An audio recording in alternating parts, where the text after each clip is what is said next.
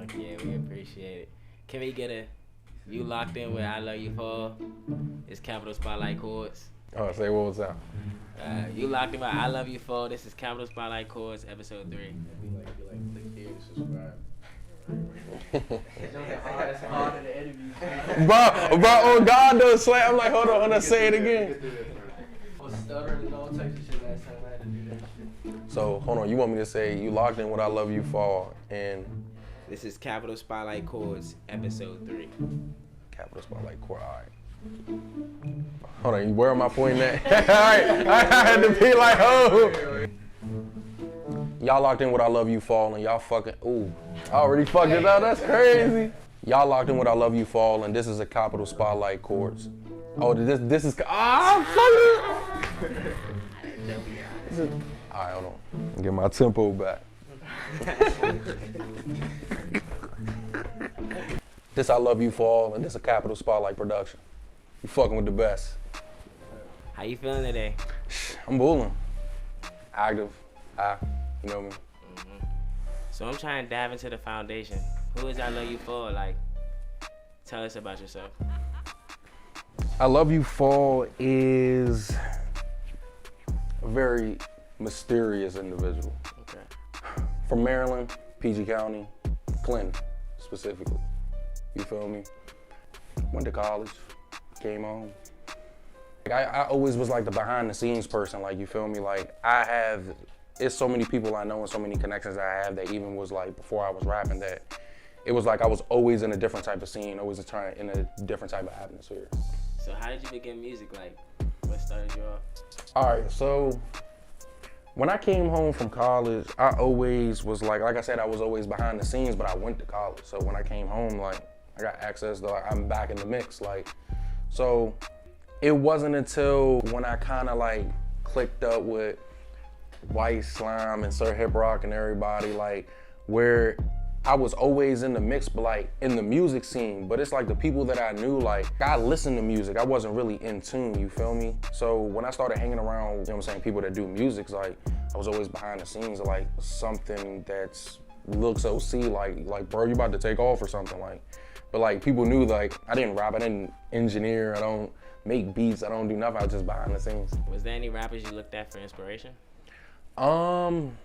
Coming up wise, I really looked at the people that I seen that I guess you could say enjoyed their music for real, like people like Drake, people like Russ, The Weeknd, Trippie Redd, Travis Scott, like Lil Jon was like Nav, like GOAT, definitely. What was your first stu session like?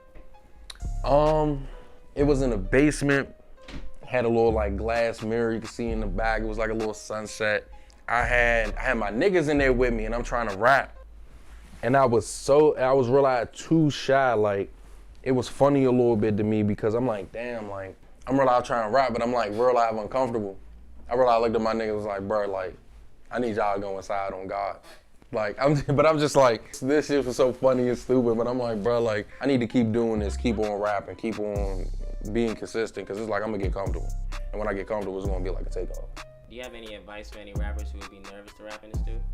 Just don't think about it. Like, that's my best advice. Like, and when I say don't think about it, like, everybody's doing their own thing. Like, sometimes, like, when I was rapping, like, it would throw me off because people always wanted to know, like, what I sound like or what I look like rapping. So they'll be sitting there looking at me like, and I'm just like, damn, fool, I can't even get in my jam because I feel your eyes or something. But it's like, it ain't nothing that you should be shy about because they're just interested in you. Like, they want to see, like, how this about to play out. Like you finished making the whole song and it cranked, like, because that's what people used to say to me back in the day, and then that's what really got me on my shine, because they was like people just told me, like, I'd be so interested because your music be so fire. I'd be like, bro, like, how does he do it? Like, how does he get it together? What's your view on the DMV rap scene? I feel like the DMV rap scene is fire as hell right now. There's so much talent right now that's going on, like, that I'm seeing that at the beginning, when it was the beginning stage and we were seeing each other and what we was doing, and it was like, nah, it's cool, but now it's like to see us all the way comfortable or a little bit more comfortable than we was in the past, and they're in their jam, like Cario, for example, like, fire, like, I really fuck with his music, definitely. Fire as hell, like, I really, like, he's really a unique, like, I told him, like, you're gonna blow in a whole unique way, like, you're gonna bring something new, like something way more new. Did the DMV have any effect? Like, did you listen to any DMV music? I ain't even gonna lie, from Big Flock to Fat Trail, I really just more so like, if it wasn't them or my niggas, I really wasn't listening to them. Like Sir Hip Rock, like even White Slime before he took the rapping serious, when he used to make songs and those joints crank, like, and I'd be like, damn, like bro, you could rap if you really wanted to, like Mecca, or yeah, that's Mecca, you feel me, like my niggas, like they kept those was the main focus of my people, like they gave me inspiration for to do music, because like I said, playing behind the scenes, I'm just with them coming to the studio, like seeing them knocking out shit, the songs fire, like I'd be like, damn.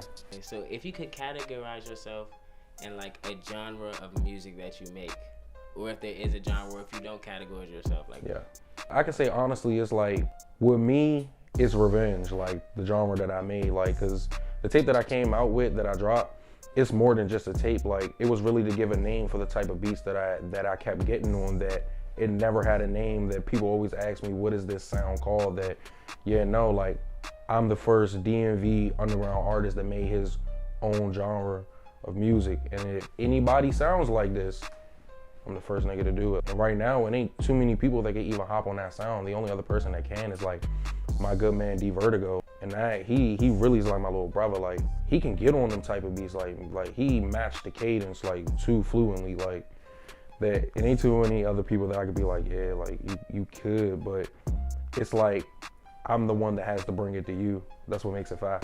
You mentioned Revenge a lot. How was the development of it like? Revenge took 4 months to make, 3-4 months.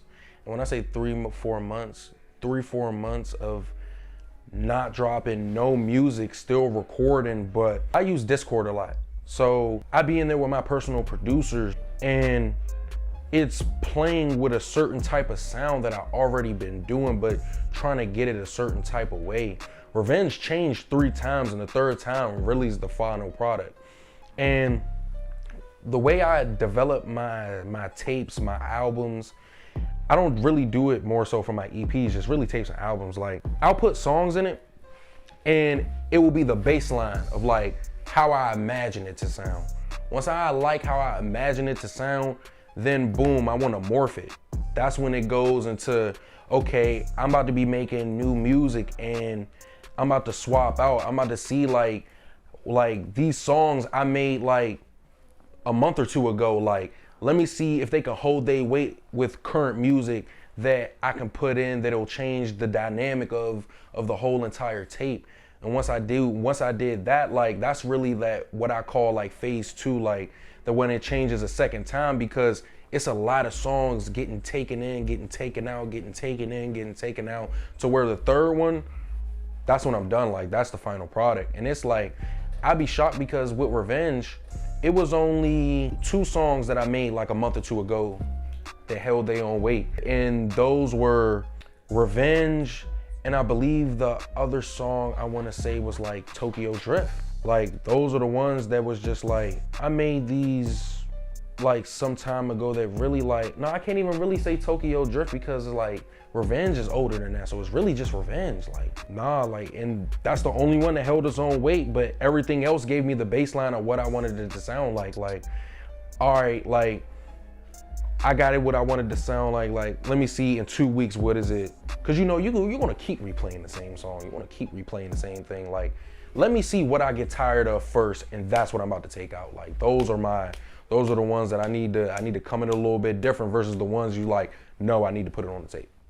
Like, no, it can't go off, like, it can't. Because that's what it was for Nexus. Like, when I made that one, like, that was way too unique. I was like, yeah, no, that's on the tape. That's the final one. So you mentioned SoundCloud artists. When it comes to the SoundCloud community, for the people who don't listen to SoundCloud music, can you give them an idea on the community and like how it is to be a part of it? You can do it, but just be different. Come to the table with something different that doesn't sound like anything else. Prime example, like Chloe, another DMV artist, like her sound is unique. Like hearing it from the beginning to where it is now, it's fast up. The DMV underground scene, as far as I feel like artists is actually doing something for SoundCloud, it's like it's me, it's Chloe, it's Cario, Cash Dami, like, he made it, like, you feel me? Like, I want to talk about, like, underground, upcoming, like, it's not really too much of us doing it to where it's like, you could do it, but be different. Like, from me, Chloe, and Cario, none of our sounds sound the same. Like, Swayze, he's from the DMV, but he's all the way out, I think it's like a little close to Boston, you feel me? So your fan base is kind of going up out there, so it's just like, even your DMV, like, yeah, you still got it, but that shit's going up too. Like, none of us really sound the same. Like, nobody really sounds like they do anything. Tune doesn't sound the same. Like, none of us sound the same. Like, it's crazy. If there was one key piece of game that you had to get to an artist, what would it be? Keep going. And when I say keep going, like, no matter how many people tell you that you're ass, it don't matter how many views that you get, it could be low as shit. It don't matter how many plays you can have, it could be low as hell. Keep going, because you never know when your time is. Like do not focus on yourself. Do not focus on no other artists at all. Focus on what you have going on, because you have to understand with some artists, it took them a minute before you met them at that stage that now they're taking off, you feel me? Like, cause when you look at people catalog and when they was rapping, like, it's long as hell. Like, it's some people that was rapping way longer than others that just, like I said, took off. Like, but I feel like that's what would be stemming a lot of that animosity shit, because it's like, bro, like, you can't expect to be rapping for 2-3 months, 4 or 5 months, whatever, and think you're the hardest nigga out here is supposed to pop off. Niggas ain't start giving me my recognition until 2 years in. And I've been rapping for 2 years and some change now. Like, and like I said, I finally got the recognition, like, that where I'm having niggas DM me, tell me I'm a pioneer for the underground sound right now, like, when it comes to the SoundCloud shit. And I be telling niggas I appreciate that. When I had niggas telling me that, like, I suck, like, I just kept going. Like, I ain't gonna lie, it was just like, damn, like, fuck y'all, bro. You feel me? That I have to keep it a band. Like, I really was. Like, I was humble about it, but I was like, bro, fuck y'all, bro. Cause I used to tell people, like, it's cool, cause when I get in my bag, just know it's gonna be so wild.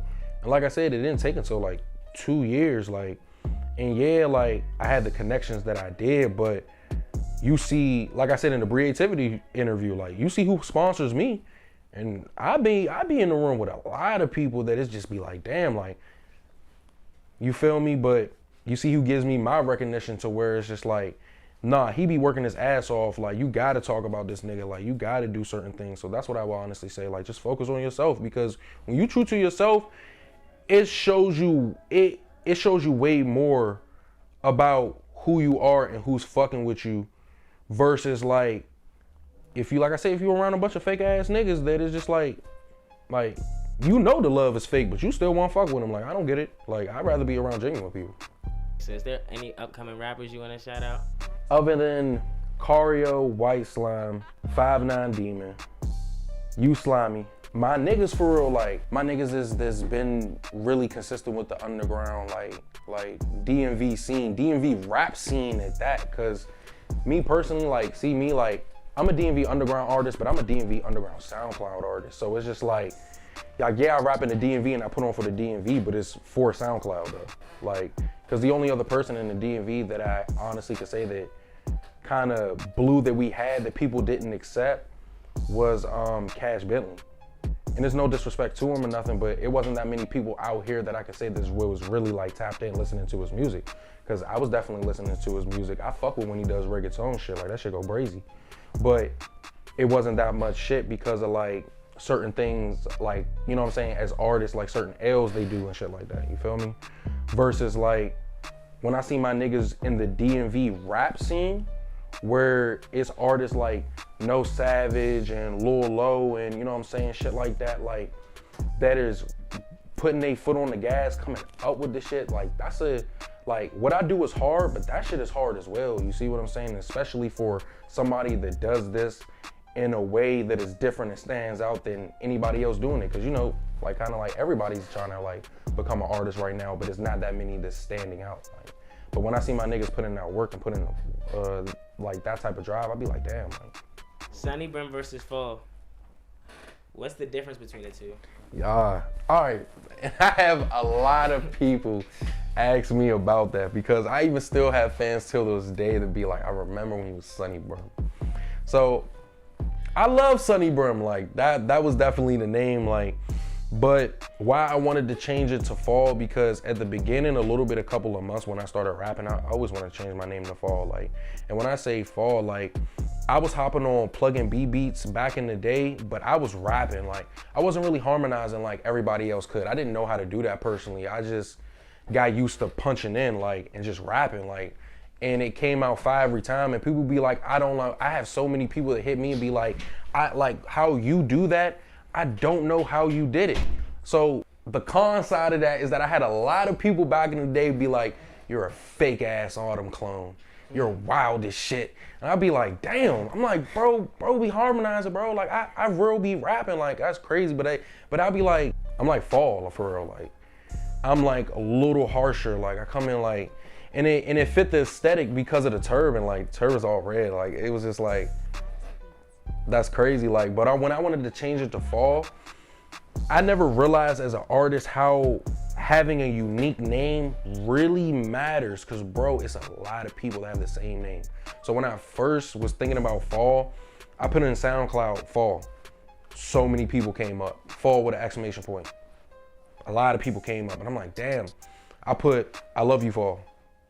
Nobody came up, ran with it. Like, that's the name. Like, but I'm like, why I like the name, because when you think I love you Fall, like, you'll think a certain type of way of the name before you hear the music, and you'll be like, that's crazy. I would have never thought he would sound like that. Like, so when I changed it to I love you Fall, it was like for like 2 months, people was like, bro, like the Sunny Brim, that was the name. Like, it was so unique. But when I started doing visuals, doing better music, and they just seen it go up, they was like, yeah, nah, bro, I love you Fall. I see it now. Like, I get it. It works. It works a lot. We heard in your creativity interview that being in the background with artists before you started rapping showed you what to look out for in the industry. Yeah. So what did you mean by saying that? Could you? So it's like being the background person, you could see a lot of pros and cons with being a up and coming rapper and a rapper that makes it necessarily.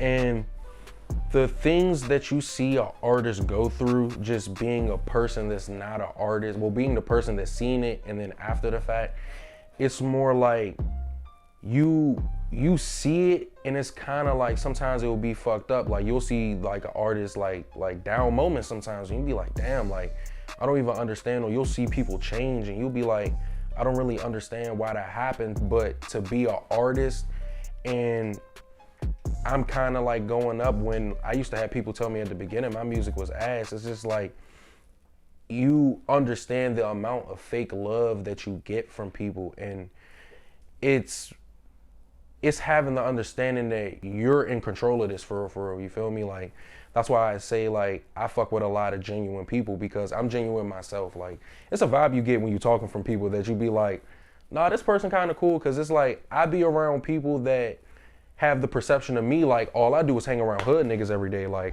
I mean, yeah, I do that, but I mean, fuck, like, sometimes I get tired of that shit, you feel me? Like I don't want to be in the street all my motherfucking life, you feel me? Like, I'm trying to get somewhere and do something for not just my family, like, just one of my homies, one of my folks, like, you feel me? Like, telling Ma Dukes, like, I want to buy y'all a house and buy the gang a mansion, like, shit like that. Like, nah. How do you, with your rap career, plan on affecting the community around you? To be honest, it starts off, I seen artists do it, and I feel like you have to start small before it becomes something on a larger scale. And when I say start small, it could be something simple, you feel me, as far as giving back. Like, that it doesn't take too much money to put into. Like, you could easily tell yourself every Thanksgiving, every Christmas, I'm gonna give out hoodies, I'm gonna give out clothes, or I'm gonna do something, you feel me? I'm gonna buy 2 bands or at least $1,000 worth of food and give out foods for the homeless or some shit like that. Like, it's nothing that where you feel like you have to buy a whole like fucking venue, like, cause it's like, I know everybody got things that they go on in their personal life and things that they gotta pay for. So it's just like, but I feel like you could do something small with doing things like that. That don't, you know what I'm saying, mean nothing. Like, before I was rapping, like, I used to like, I bought some book bags and went to the fucking, went to a rec. Was just asking, it's like, yeah, you need a book bag? Like, no funny. And I'm just like, just a trapping nigga, like, niggas know me, like, and I'm just passing out book bags and shit, like, you need a book bag? Like, fuck with it, like.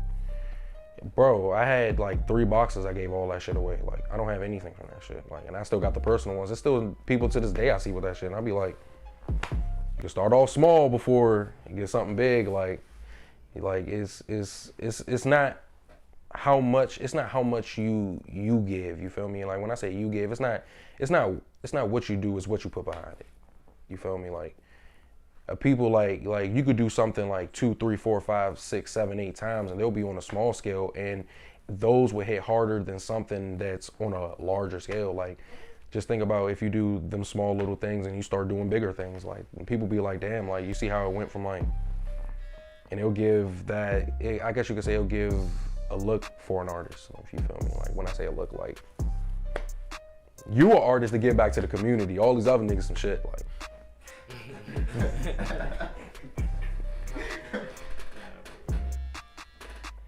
Y'all locked in with I Love You Fall, and this is a Capital Spotlight Chords, episode 3.